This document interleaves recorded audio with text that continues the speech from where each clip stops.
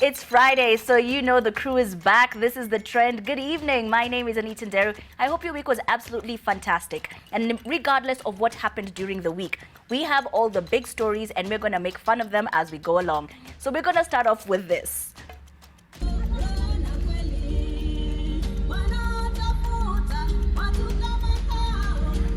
I know the question on your mind is how a Tuk Tuk guy clobbered two police officers till they ran for their lives. We have all the details. This calls for partnership to enable cities adapt and become resilient. Our oceans and lakes offer us immense potential for employment, agriculture, tourism. Who said Governor Sonko can't speak like the Queen? Well, there you have it. But what was all that about? 30% women with disabilities, 30% women who are youth, 30% women from rural areas, and that 10% remain for the loiterers. Wow, that is part of what David Ole Sankok thinks about the controversial gender bill. Well, at least before he apologized following the backlash that followed. A sponsor vanished on Annette in Rongai, leaving her with a bill of 3,500 shillings. The club actually kept her there the entire day.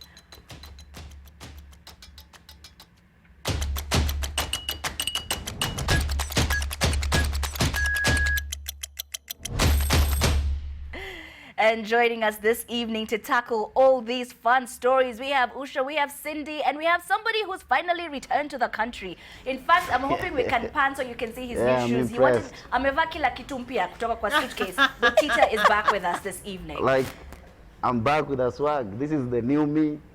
Like, Welcome this is to the really, not TTTT. I hope you've mastered what he's wearing, because if we know Butita well enough, we'll be seeing that sweater quite often on this show.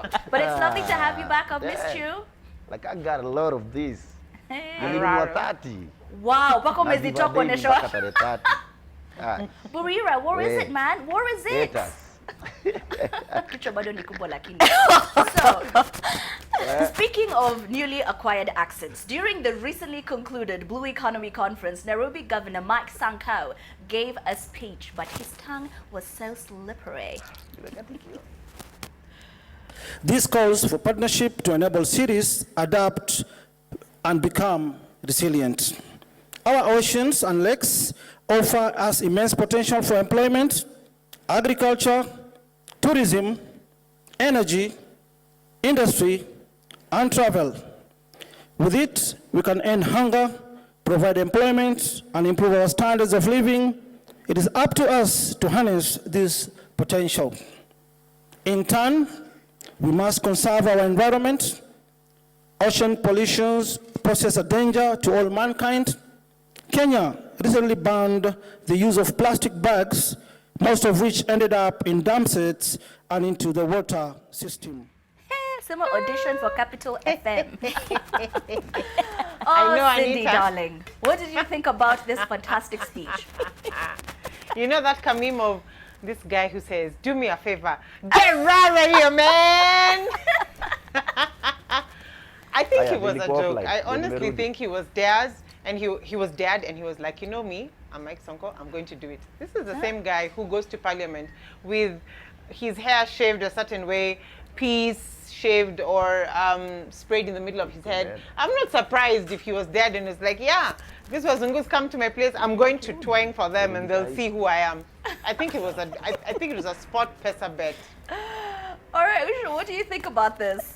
I mean, Anita, it was only a matter of time. He already has done the hoodies, he's done the excessive jewelry, so it was a matter of time before his accent started being like that. And you know what I think is next? A song. This guy is going to release a video. I would not be surprised.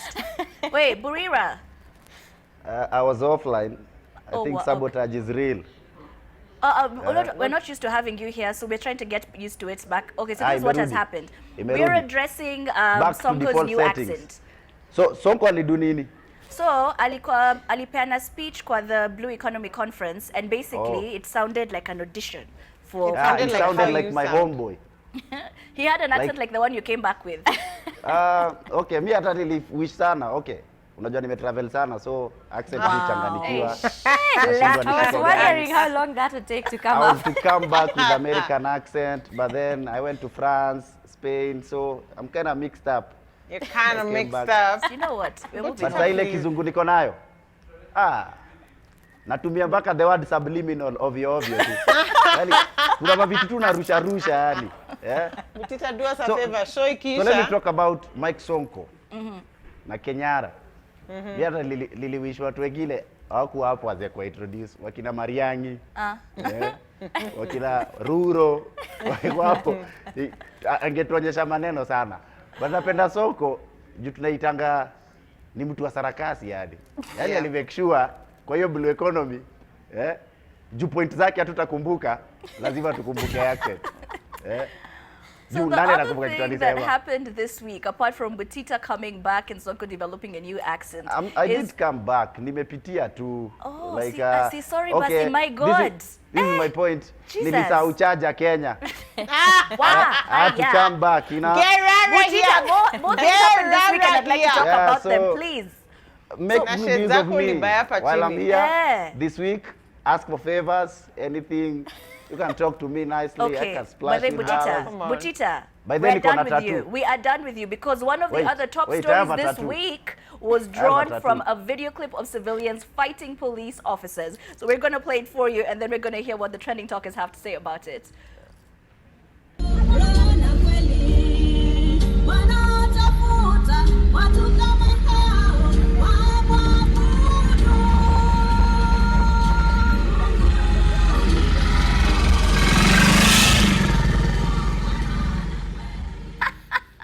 What do you think about that?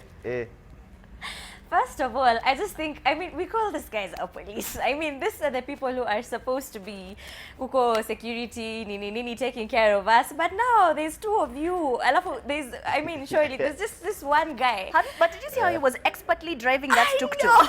He navigated that thing. That guy is a gore fan. And let me tell you, the way he was throwing those stones, that precision can only come from a gore fan.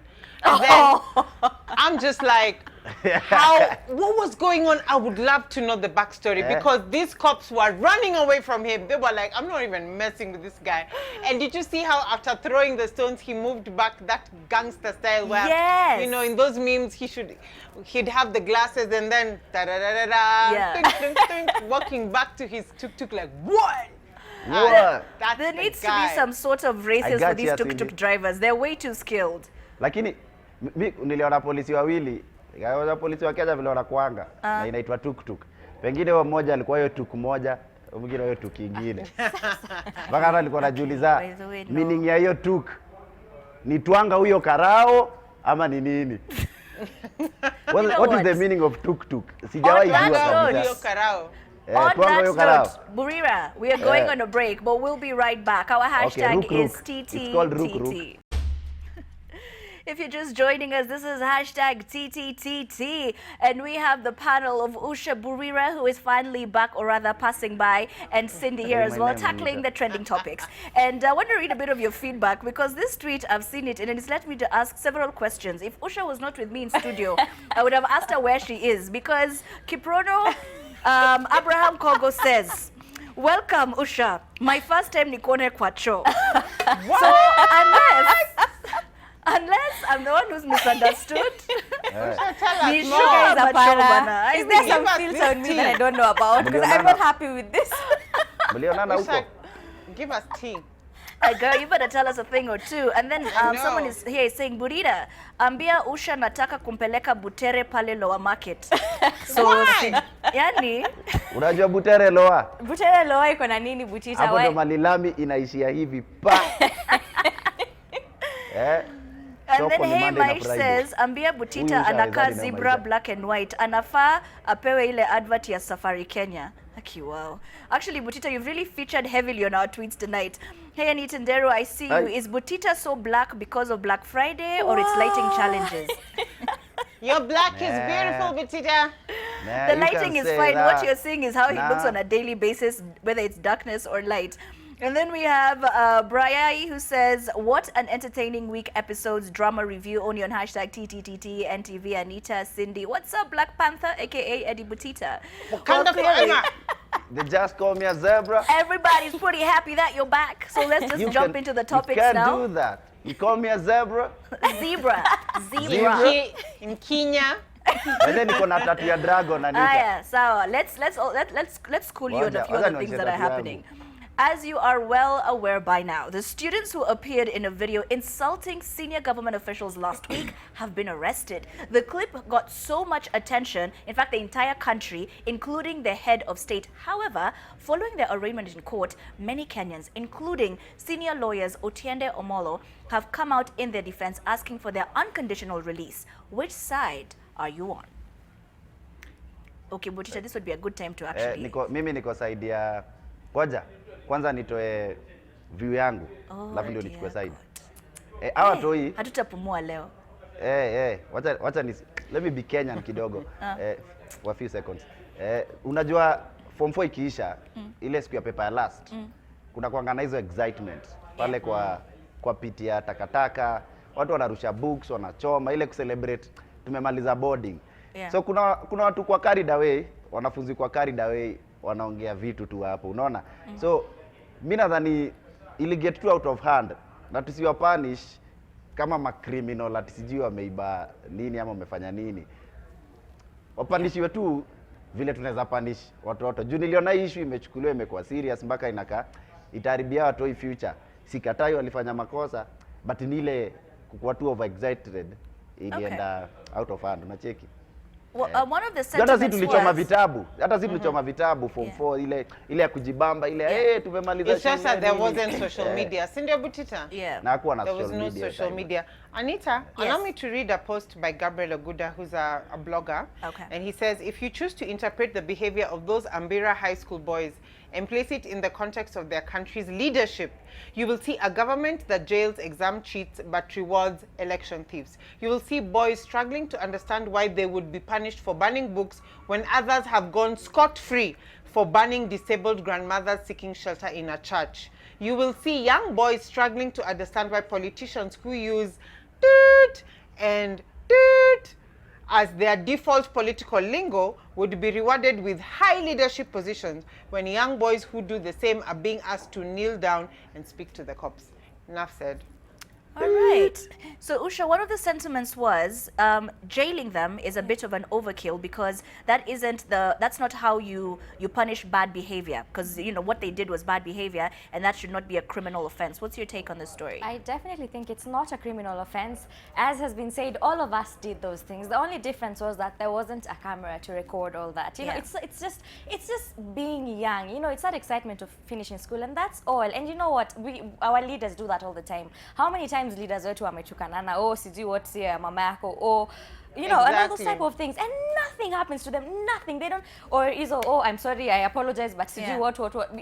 Like we already get it from our leaders, and instead you're just going to punish these small kids. So all of us did that. Honestly, to me, I just feel we have such huge issues to be worrying about in this country. Not. Yeah, I mean, with all the scandals we have, and all those people are still working. It's interesting to me how, whenever an offense this small happens, the speed with which you know, they're in court, the case is there, like it's done, punishment is handed down. But when it's something serious, like all the scandals we normally have, they can never really find the culprits. And all these committees that are set up can never really come to the end of that story. Exactly. Why don't they then set up a committee for these students? Why is it that theirs was instant? You know, like court, like, their life is already destroyed even before it started. They have a criminal record.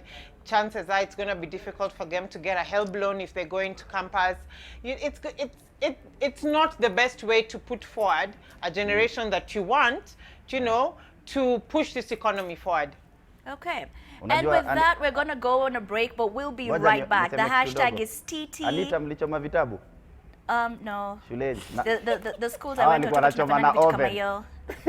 Please, we are sorry. Wait, we're going on a break. We'll be right back. The hashtag is TTTT. This is hashtag TTTT. My name is Anita Ndera. We have Usha, Butita, and Cindy. And I'm reading some of your tweets. And Frank Musindi says, that Tuk Tuk guy must be an Amira High School alumni. That's just like, wow. And then this is really sweet. Max says, yay. Sweetheart Anita Ndera, Butita in the house. Yo, you're my dad's favorite gang. Oh, that's pretty cool. Thank you. Then Butita, this should just be an edition about you. Ndio Akamimi says, what Butita needs is Ariel Mwosho Moja, akuwe msafi kama vyombo vya habari. And then we have, it's Diki Bet who says, Butita today is the blackest black I have ever seen. And then we have Doshan Maunda. Doshan, who is this who refused to say hi to you? She says, mine is just a complaint. Nyinyi celebrities, tukikutana na nyinyi na tuwasalimie msalimiki. It's not good how you pretend not to notice we are greeting you. Some of us tunalala kwa thermos, juu ya salamu zenu. What does that even mean, boo? And then Albert Kipto says, show equal lit, watoi ni wadogo, and it's normal. Here press conference, ya Boynet was unnecessary. And that very seems to unnecessary. It seems to be the consensus online. Everyone's just like, that was very unnecessary. So now we move on to our next story, which I found rather unbelievable, but strange things always happen in this planet of ours. So, who owns the phrase Hakuna Matata? I'm asking this because Disneyland has registered it and they now own the copyright. Disneyland first used the phrase in The Lion King. Watch this clip. Hakuna Matata. What a wonderful phrase. Hakuna Matata. Ain't no passing craze. It means no worries for the rest of your days. It's our problem-free philosophy. Hakuna Matata. Hakuna Matata? Yo! And the best part is Lion King is coming back next year. I'm so excited, but that's not what we're here to talk about today. We're here to discuss who does Hakuna Matata really belong to. Usha. BS. I don't really think you can take it away from us. Like, I don't even understand. Fine, I get it. You used it. It became a big phrase country universally and whatnot. But okay, first of all, I wonder, before they do something like this, is the country of origin notified? Because like, is there a way we can just say no? Because we can't go ahead and copyright every single one of our phrases. So is there like measures put in place to, before another country decides, gee, what else is theirs? Is there, I don't know. I mean, wondering the very same thing. Cindy, Hakuna Matata with this issue? I have a lot of matata with this issue. First of all, not only have they copywritten it, they don't even pronounce it well. Number two, it's borrowed. You did not come up with it. Yes, you don't come up with it. You don't have the original patent for it. So why are you copywriting it? That's like plagiarism. Number three, what is wrong with us Kenyans and Africans in general? You know the kyondo is Japanese, eh? Yeah. The Japanese also got copyrights for the kyondo. So internationally, if you want to make a kyondo, you have to get the copyrights from Japan. It is time for us now to be a bit smarter. Brand Kenya. Now this is our time to come up and copyright our stuff so that if guys want to, for example, the way Victoria's Secret used Maasai theme in their fashion show, we also copyright that so we get some money and help pay off this Chinese debt. Okay, all right. So now we move on to the next story because Butita is having a few technical issues.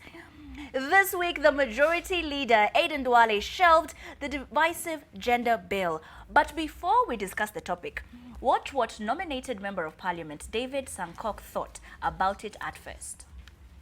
30% women with disabilities, 30% women who are youth, 30% women from rural areas, and then 10% remain for the loiterers and the massagers of Nairobi.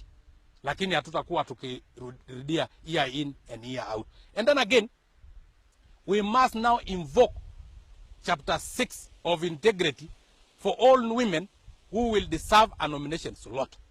They must be women of integrity. If you are married and your husband is known, you are a woman of integrity. If you are not married and you have several kids from different quarters, you are not a woman of integrity. So all those who will be nominated for gender top-up and they are not married must parade their children, DNA taken, and then we see if they are from one man, I can assure you, you have passed the test of integrity. But if another one is served by a Luo, another one by a Maasai, another one by a Kalenjin, another one by an Indian, another one by a Mzungu, then you have not... Hey, our moral police from 1885 had a lot to say. Cindy, what did you think about his sentiments? You just had to start with me because the angst is real. I was aware. If it's just chapter 6, the entire August House should not be there. They should not be elected. How many times has a male parliamentarian, Stafrala, God forbid, they pass on during their funeral? All of a sudden, that's when we hear they've sired kids, Suji, from where? Suji, the baby mama has been blocked out of the funeral arrangement. Really? If it is just chapter 6, right now, the entire August House, let them, you know, resign. Let them forfeit their roles. Let's go back to the ballot and let's elect integral people. All right, you've complained on Twitter that you cannot see Butita, so we've moved him into the main studio, so he's a little closer now. I'm sure you can see him better now. Butita, what's your take on this topic? Mnatuma blackout hapo Black Friday ni sawa? Tuko wapi kwa 1/3? Yes. 2/3. Wewe wacha kutupunguzia kiti. 2/3. Niliavu kwenda ku understand hiyo kitu vile inasema. Kuna watu wanaargue women wanaweza pia au campaign kwa watu wengine waelektiwe, na kuna watu wanaargue kulingana na vile setup ya country iko ni hard sana, so lazima to create hizo position ku accommodate. So I think one thing we should do, this is my point, kama ni hard kuongeza hizo siku juzi kwa mob. But don't even go any further than that. I just realized me and you, you and us were not in the same WhatsApp group with this topic. No, this is my point. My point is this. Wage bill iko juu na MP ni wengi. So kama tunaweza jua vile tuta reduce ndio tuone vile sasa zile total tuko nazo. Why is it when it's a woman's issue, all of a sudden the wage bill is big? Leave that. Point yangu ni Butita, you're an alumni of which school? You have failed this exam question. Let me do it practically. We have 200 and over 300 and something, sindio? Plus nominated. Wakiwa wote. Now, if you reduce this number to maybe 200, tunaweza manage sasa tuseme hiyo a third rule, hiyo nini, hiyo 2/3 inaweza work. But sasa hii kuongeza kwa hile tuko nayo ama create, unaona? Umeniget? Usha, please just come and salvage our boy child. Turudishe kwa question of the day. Question of the day was on what this specific politician said about sasa mngeniambia mimi nilikuwa offline. 0. Wewe ulipatiwa topics pia wewe. Mimi nimekuwa napanda guys fail exams. Alafu mnachoma vitabu. Mimi nimekuwa napanda. Alisoma vitabu mzima. Those are the results of burning books. Haya ngoja. Mimi nimekuwa napanda stairs hivi Juma Black Friday juu ya kuwa offline. So mimi nimeona ni handle story ya hiyo nini. Story politician. Wacha nitaihandle siku nyingine. Haya basi tufanye hivi because we have 2 minutes left. We have 2 minutes left and we cannot end TTTT without this topic tonight. Now, a female college student's weekend of heavy partying turned into a nightmare after she was detained at an entertainment joint for a whole day. Get this, because she failed to settle a bill of 3,500 shillings. Now, when Nairobi News caught up with a lady by the name of Annette at Ladida Lounge in Rongai the following day, she confessed to having been duped by her male friend. Haya, kila mtu. Haraka, you each have like 30 seconds to tell me what you think about this story. Slay Queen aliwachwa high and dry. Hiyo ni kitu tunafanyanga, tunawachana. Hiyo ni mara ya kwanza mnasikia hiyo? Umetoka Majuno na Chadem na Bill, hiyo ni majugani. Tunawachanga hii Nairobi. But that's why you never go somewhere and agree to consume anything unless without in the event money. You need to pay your own bill, you don't have the amount of money required. In fact, mtu amekuita date, usiwahi kula juu yake. But Anita, yeah. You don't have friends, you stay in a pub the whole day for 3K. Seriously. 3,000 like this. It's a college student. You know, maybe they're all just hustling together. You don't have parents. Her parents said they don't have the cash. Please, a whole day. Okay, sawa, utapigia mzazi wako ati umekwama kwa bar. He did, and the fact hapo pale umedetainiwa, what else can you do? So you just call, but the thing is, unajua unaanzaga na kuna level 1 ya emergency, una text kila mtu na emergency. This classroom is just very difficult to tame. Usha is maker too. Anyway, the thing is, yes, I really don't think you should, as in fine, if you're going out with someone in nini, why are you ordering something that you don't have the money to pay for? And chicks do that all the time. It's actually also a problem. Like ukienda club, if you're buying yourself a drink, you're going to buy yourself a cheaper drink. So now because you're with a guy, you don't even know what drink that is. But now because sasa ni chali anakulipia, You go, you look at the menu, you're choosing by the amount on the other side. It's wrong. It's just wrong. Bora you know, uhai, that one usha pana. Some of us maybe Hapana, that's imagine by the way, you don't just take advantage of that's the someone only who's time we get to Lakini hata mimi nishabaki mahali. Haya, wewe, Butita, you tell us about your problems another time. Wacha We have to shut this story down Dema right alitia na now. pesa niko nayo kabaki nimemlipia nibaki ni handle later. Wow. Nikamwambia wewe enda tu mimi nangoja mtu hapa. Haya. We are done for the first hour, but we will be back at 10. Thank you so much. The hashtag is TTTT. See you at 10. Fantastic guests. Thank you so much to the panelists. I love you all. Good evening.